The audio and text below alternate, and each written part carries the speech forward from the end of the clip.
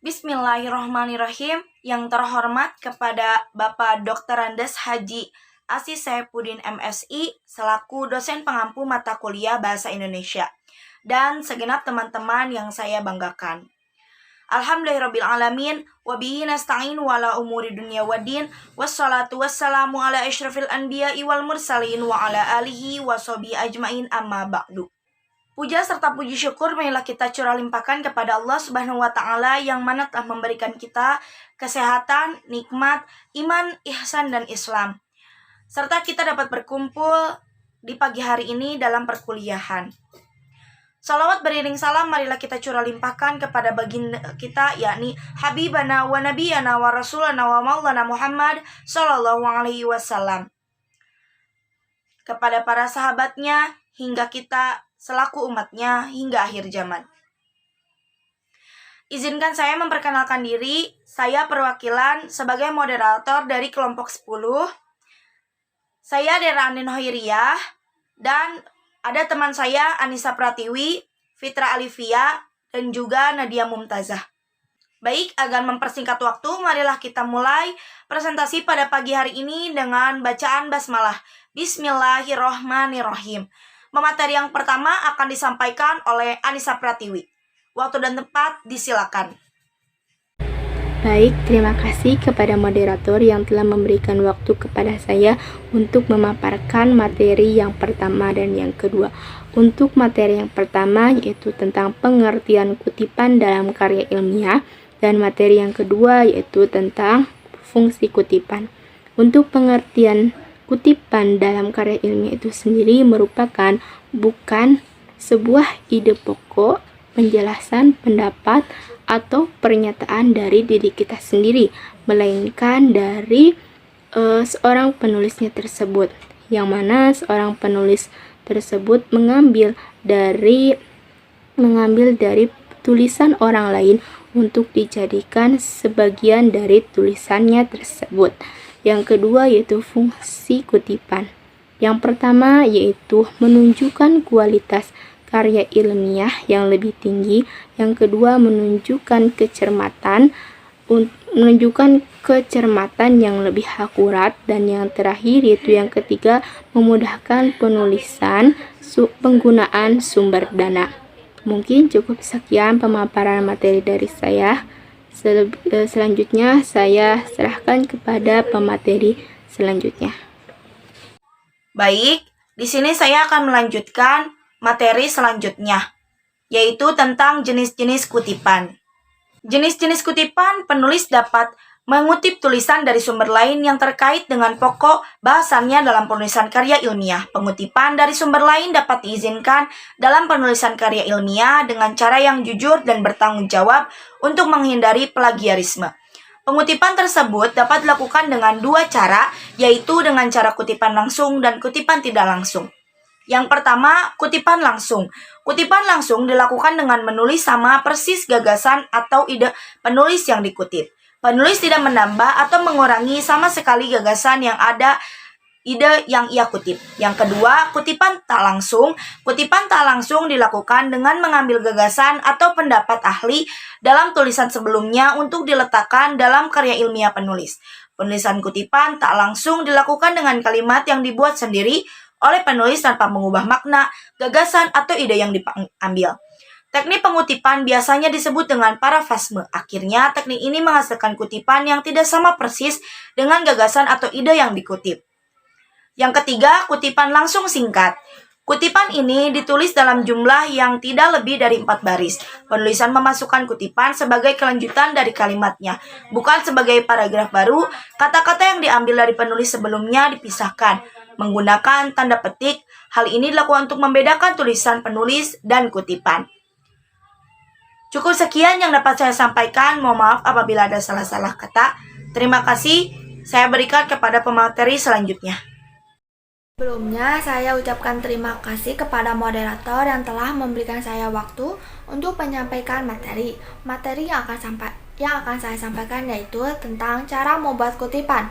Cara membuat kutipan dibagi menjadi dua, yaitu kutipan langsung dan kutipan tidak langsung. Yang pertama, kutipan langsung. Kutipan langsung dibagi menjadi dua. Cara membuat kutipan langsung lebih dari 4 baris, yaitu kalimat kutipan harus diintegrasikan dengan teks. Yang kedua, jarak antar baris kutipan adalah 2 spasi. Yang ketiga, kutipan diapit dengan tanda kutip atau petik 2. Yang keempat, setelah kutipan jangan lupa menuliskan sumber berupa nama pengarang, tahun terbit, dan nomor halaman di dalam tanda kurung. Yang kedua yaitu cara membuat kutipan langsung lebih dari 4 baris. Yang pertama, penulisan kutipan dipisahkan dengan jarak 3 spasi dari teks. Yang kedua, jarak antar baris kutipan adalah 1 spasi. Yang ketiga, kutipan tidak boleh diapit dengan tanda kutip atau petik 2 atau tidak. Setelah kutipan jangan lupa memberikan keterangan sumber aslinya. Yang kedua, kutipan tidak langsung. Untuk menulis kutipan jenis ini bisa dengan cara meringkas atau menyimpulkan suatu pendapat atau menulis intisarinya dengan gaya bahasa sendiri. Cara menulis kutipan tidak langsung. 1. Kutipan diintegrasikan dengan teks. 2. Jarak antar baris kutipan adalah spasi ganda. 3. Kutipan tidak diapit dengan tanda kutip atau petik 2. 4. Cara kutipan. Setelah kutipan, jangan lupa untuk menuliskan sumber kutipan. Sekian yang dapat saya sampaikan. Saya kembalikan kepada pemateri selanjutnya. Terima kasih. Terima kasih kepada moderator yang telah mempersilahkan saya untuk memaparkan materinya. Baiklah, di sini saya akan menjelaskan tentang cara penulisan daftar pustaka. Sebelumnya, pengertian dari daftar pustaka itu sendiri adalah suatu susunan tulisan di akhir sebuah karya ilmiah yang isinya berupa nama penulis, judul tulisan, penerbit, identitas penerbit, dan juga tahun terbitnya. Daftar pustaka ini digunakan sebagai sumber atau rujukan seorang penulis dalam berkarya. Maka dari itu, jika menulis daftar pustaka, tidak bisa mengerjakannya secara sembarangan.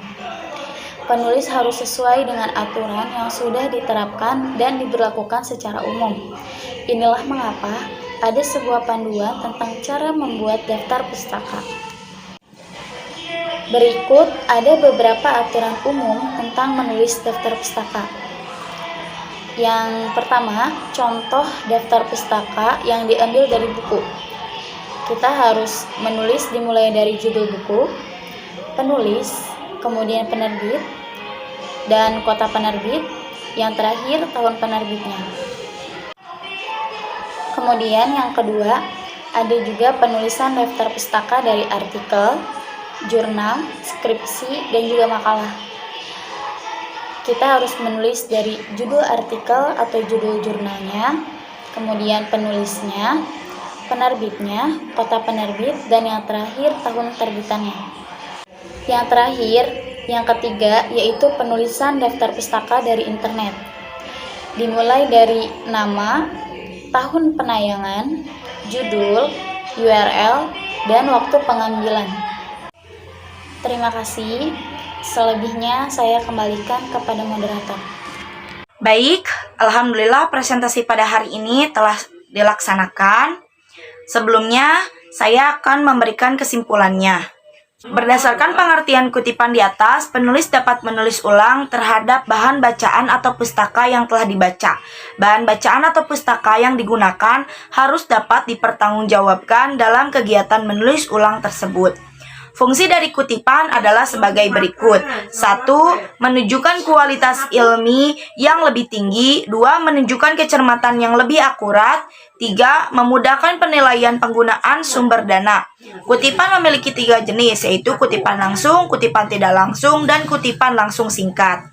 Cara membuat kutipan langsung dibagi menjadi 2, yaitu cara menulis kutipan langsung kurang dari 4 baris dan cara menulis kutipan tidak langsung kurang dari 4 baris. Cara membuat kutipan tidak langsung mencari intisarinya saja. Untuk menulis suatu daftar pustaka tidak bisa mengerjakannya secara sembarangan. Penulisannya harus berdasarkan aturan yang sudah diterapkan dan diberlakukan secara umum. Inilah mengapa ada sebuah panduan tentang cara membuat daftar pustaka. Baik, Cukup, itu adalah kesimpulan pada presentasi hari ini. Mohon maaf apabila ada salah-salah kata. Kami dari kelompok 10 pamit undur. Wassalamualaikum warahmatullahi wabarakatuh.